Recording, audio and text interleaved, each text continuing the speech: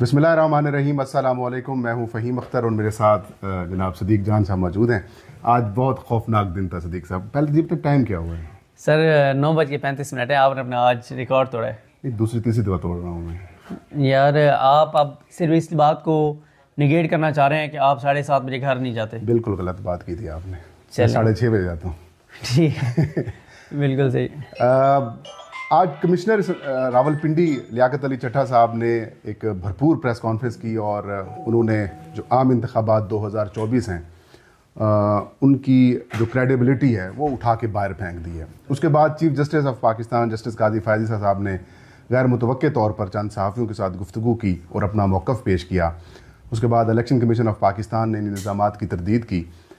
तहरीक इंसाफ भी खुलकर सामने आई और वो जो बातें इमरान खान साहब कह रहे थे या फिर तहरीक इंसाफ कह रही थी उनकी जो हकीकत जो है वो कुछ होती हुई नज़र आई। सदीक जान साहब से पूछते हैं, सदीक साहब हो क्या रहा है? क्या री इलेक्शंस की तरफ हम जा रहे हैं या फिर तहरीक इंसाफ को इक़्तिदार मिल रहा है? देखें, मुझे तहरीक इंसाफ को इक़्तिदार मिलता हो तो बिल्कुल नज़र नहीं आता। उसकी मतलब समझ नहीं आती ना कि इक़्तिदार कैसे मिल सकता है। तहरीक इंसाफ के पास हैं 93 MNAs और मखसूस नशिस्तों का भी रौला पड़ा हुआ है और उधर से PMLN और पीपल्स पार्टी के पास ज़ाहिर है 75 और तकरीबन कुछ 54-55 वो मिलाएं तो वो 130 बनते हैं। उनको मखसूस नशिस्तें भी मिलनी हैं और ये भी होगा कि मखसूस नशिस्तें अगर PTI को नहीं मिलेंगी और तो वो मखसूस नशिस्तें सारी तकसीम हो जाएंगी और सियासी जमातों को तो वो सारी 70 में से कोई शायद ही कोई 4-5 किसी और को जाए, बाकी तो सारी उनको चली जाएंगी। तो मुझे बिल्कुल तहरीक इंसाफ यानी तहरीक इंसाफ एक ही सूरत में हुकूमत बना सकती है ना, वो ये है कि पीपल्स पार्टी उनके साथ है और PTI हुकूमत बना ले। अच्छा, इसमें दो इशूज़ हैं।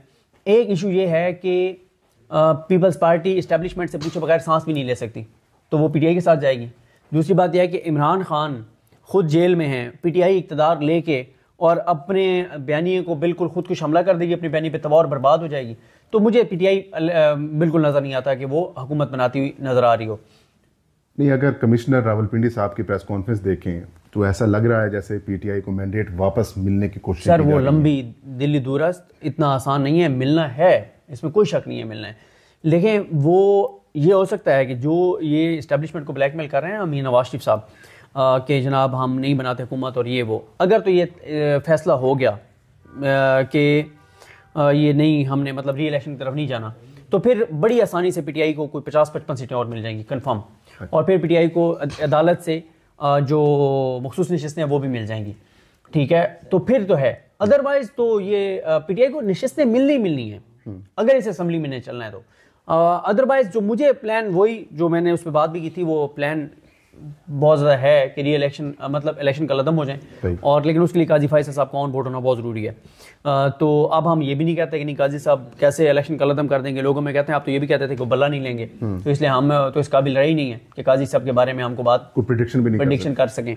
तो ये तो बात लोग मानने को तैयार हैं कि अगर हम ये कहेंगे काजी साहब को जो कहा जाएगा वो वही करेंगे। हाँ, लोग कहते हैं हाँ ये आप ठीक कह रहे हैं। लेकिन जब हम ये कहते हैं कि नहीं काजी साहब कैसे इलेक्शन का लदम कर देंगे तो लोग कहते हैं जाओ यार अपना काम करो। तुम लोग तो ये भी कहते थे कि बल्ला नहीं लेगा। ठीक है, तो पूरे पाकिस्तान कह रहा था बल्ला लेगा, आप कहते थे नहीं लेगा, तो बहरहाल वहाँ भी गलत साबित हुआ। अच्छा, अब फ़हीम साहब दूसरा जो आपने यानी ये तो हो सकता है हुकूमत वाली है। देखिए, मेरा ख्याल है कि पिछले यानी कोई 1:15 बजे कमिश्नर साहब ने प्रेस कॉन्फ्रेंस की थी। इस वक्त 9:30 है तो तकरीबन कोई ऐसा समझें कि 8 घंटे में जो दूसरी बड़ी खबर है वो यही आई है कि कमिश्नर साहब, अब तक जो मीडिया पे रिपोर्ट हुआ है कि कमिश्नर साहब डट गए अपने बयान पे। ठीक है, और एक और ये खौफनाक उधर से एक खबर आई है कि उन्होंने तहरीरी तौर पे भी दे दिया कि मैं अपनी बात पे कायम हूँ कि ये हुआ है और सारी चीज़ें।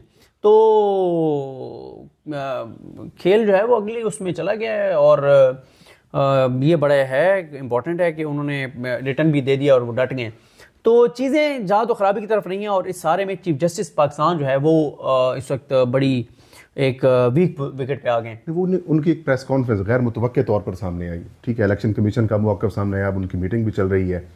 चीफ जस्टिस का को प्रेस कॉन्फ्रेंस करनी चाहिए थी, उसकी बॉडी लैंग्वेज को आप किस तरह देखते हैं? नहीं, वो परेशान थे और क्योंकि मैंने जैसे ही हुआ तो उसके बाद मेरे पास इन्फॉर्मेशन है कि 2 जजेस ने चीफ जस्टिस को अप्रोच किया था और उसके बाद फिर मीटिंग भी हुई और ज़ाहिर है उसमें जो ज़राए से आया कि उन्होंने कहा जी सो मोटो नहीं लेना क्योंकि मैं कहीं अब चेक नहीं कर सका कि उस मीटिंग में क्या हुआ है क्या नहीं हुआ।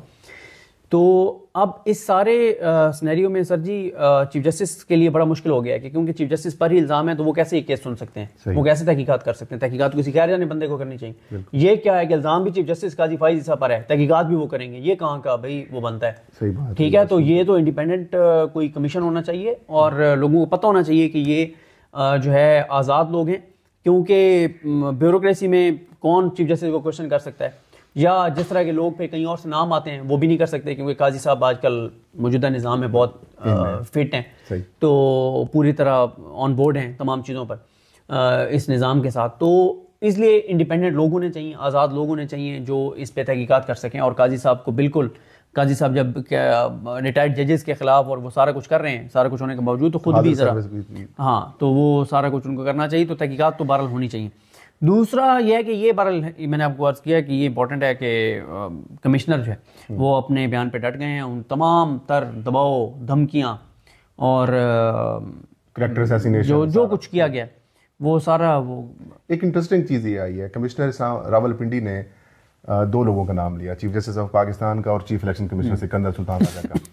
इसके बाद इन दोनों इदारों की तरफ से वजाहतें भी आईं, लेकिन मुस्लिम लीग नून परेशान है, उनकी चीखो पुकार का सिलसिला जारी है। मरियम औरंगजेब साहबा ने प्रेस कॉन्फ्रेंस करके तो इमरान खान को तो सरकलम की बात भी कर दी है कि उनको सरकलम कर देना चाहिए था। ये क्या हो रहा है? उनकी करैक्टर असैसिनेशन भी की जा रही है, जो सहाफ़ी उसके ऊपर बोलते हैं उनके खिलाफ तनकीद भी की जा रही है।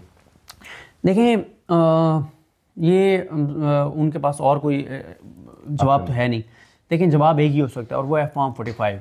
फॉर्म 45, फॉर्म 45, फॉर्म 45 दिखाएं किसके पास हैं। आपके दोस्त सिकंदर राजा साहब दिखा देना, उन्होंने तो अभी तक वेबसाइट पे जारी नहीं किया। 2018 के इलेक्शन के एक हफ्ते बाद सारे फॉर्म 45 वेबसाइट पे थे। ठीक है, तो अभी ये करें ना। ठीक है, मरियम औरंगजेब साहब कहते हैं कि असल फॉर्म 45 वो हैं जो इलेक्शन कमीशन ने अपनी वेबसाइट पे अपलोड किए हैं। कहाँ किए? ठीक है, फॉर्म 46 कहाँ पे?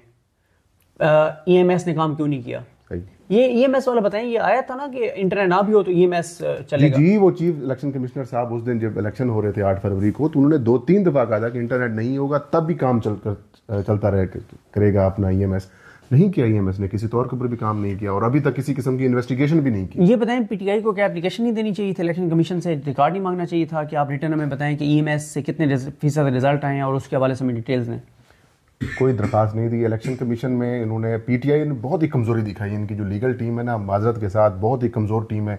मैं मुतअद्दिद मरतबा ये कहता रहा कि जो नोटिफिकेशंस के ऊपर बारगेन किया जा रहा है उम्मीदवारों के साथ, जाएँ आप कहें कि हमारे उम्मीदवार कामयाब हो चुके हैं, हमने ये अपनी अखराजात की तफसीला जमा करें, हमारे नोटिफिकेशन दें। 4-5 दिन मुसलसल ट्वीट्स किए, खबरें चलाई और फिर जाके उन्होंने नोटिफिकेशन किए। उन्होंने किसी किस्म की कोई दरख्वास्त इलेक्शन कमीशन में नहीं दी। PTI की बहुत सारी कानूनी गलतियां हैं। देखें, अब हमाद अजहर साहब जो उनका नोटिफिकेशन पहले, उनके वालिद का पहले नोटिफिकेशन हुआ, अब वो 3 दिन गुजर चुके हैं, अब वो इंडिपेंडेंट ही रहेंगे। वो किसी उनकी वजह से किसी को निशस्त नहीं मिल पाई। PTI की बड़ी कमजोरियां हैं। अगर खान साहब बर वक्त जो है वो क्लास ना लेते और असद कैसर साहब इंटर ना होते तो फिर शायद इनके जो पोलिटिकल माहौल बना हुआ है वो भी ना बनता। लेकिन इस सब के बावजूद ये बताएं कि जो तहरीक इंसाफ की अब अगली हिकमत अमली क्या होनी चाहिए, सारी क्या होगी? ये मेरा नहीं, मुझे बिल्कुल अंदाज़ा नहीं है क्योंकि आज उनकी मीटिंग्स तो थी, लेकिन मैं किसी से इन्फॉर्मेशन नहीं ले सका कि उनकी हिकमत अमली क्या है। वैसे अभी आ जाएगी उनकी हिकमत अमली। उसकी रीज़न ये है कि उन्होंने, क्योंकि अब कल तक किसी पार्टी में शामिल होना है, तो आज रात को मेरे ख्याल पता चल जाएगा कि किसके साथ हो जाए। MWM सुन्नी, मतलब साहबजादा हामिद रजा वाली जमात, या PTI। अब आज इंटरेस्टिंग और चीज़ भी आई है डेवलपमेंट के, परवेज़ खटक साहब ने रिज़ाइन कर दिया और महमूद खान उसकी जगह के ऊपर आ गए। क्या PTI पार्लियामेंटेरियन भी ऑप्शन हो सकता है इनका? यार फिर PTI पार्लियामेंटेरियन से तो फिर ज़ाहिर है ये दो वो हैं। जमात इस्लामी भी एक ऑप्शन है, अभी भी वफाक में उसके साथ जा सकते हैं, KPK में भी उसके साथ जा सकते हैं। तो ये सारे ऑप्शंस हैं, अब पता चल जाएगा। क्योंकि MWM के ऊपर भी पार्टी के अंदर से कोई काफ़ी रेजिस्टेंस थी कुछ लोगों की तरफ से, और उसकी एक वजह ये भी थी कि उन लोगों को ये कहा गया था कि आपने आज़ाद ही रहना है। एक कोशिश ये भी हो रही है कि PTI के मोस्टली लोग आज़ाद रहें। सही, मोस्टली लोग आज़ाद रहें ताकि मतलब हुकूमत बनाने की पोजीशन में ही ना है। नहीं, वो कल को डिफेक्शन क्लॉज उनके ऊपर नहीं लगेगी ना। राइट। पाकिस्तान बार काउंसिल ने चीफ इलेक्शन कमिश्नर के रिज़ाइन का एक बार फिर मुतालबा किया। पहले किया था, बाद में वो पीछे हट गए थे। अमूमी तासुर ये है कि पीपल्स पार्टी और मुस्लिम लीग नून प्रो है पाकिस्तान बार काउंसिल। उनकी इस डिमांड को कैसे देखते हैं? नहीं, मैं उस पर उनको डिस्कस करना भी फजूल है। कंप्रोमाइज लोग हैं और कोई और उसमें पीछे गेम होगी। उन पे उनको आपको डिस्कस भी नहीं करना चाहिए। ऐसे लोग जो है ना, इनको डिस्कस करके भी आप इनको इंपॉर्टेंस देते हैं। इनको पाकिस्तान बार कौंसिल को, सुप्रीम कोर्ट बार जो जिस तरह जिस ग्रुप के पास, इनको डिस्कस भी नहीं करना चाहिए। जिस तरह के ये लोग हैं, कंप्रोमाइज्ड किस्म के, 2 नंबर किस्म के, और नाम ही ना लें उनका, सारे अपने। आप कितने % प्रिडिक्ट करते हैं कि अब री इलेक्शन होंगे? सर मैं प्रेडिक्ट नहीं कर सकता, क्योंकि कुछ पता नहीं है कि पस पर्दा क्या चल रहा है। जब तक इन्फॉर्मेशन ना हो तो आप क्या कह सकते हैं। बिल्कुल सही। तो बहुत शुक्रिया सदीक भाई, ये था आज का वीलाग। सदीक साहब कह रहे हैं कि माहौल जो है वो री इलेक्शंस की तरफ बनता जा रहा है। मुझे इजाज़त दीजिए, एक बार एक नए वीलाग के साथ दोबारा हाजिर होंगे सदीक साहब के साथ। अब टाइम देखें क्या होगा सदीक साहब? 9:45। 9:45। बहुत शुक्रिया। अल्लाह हम सब का हामी नासिर हो।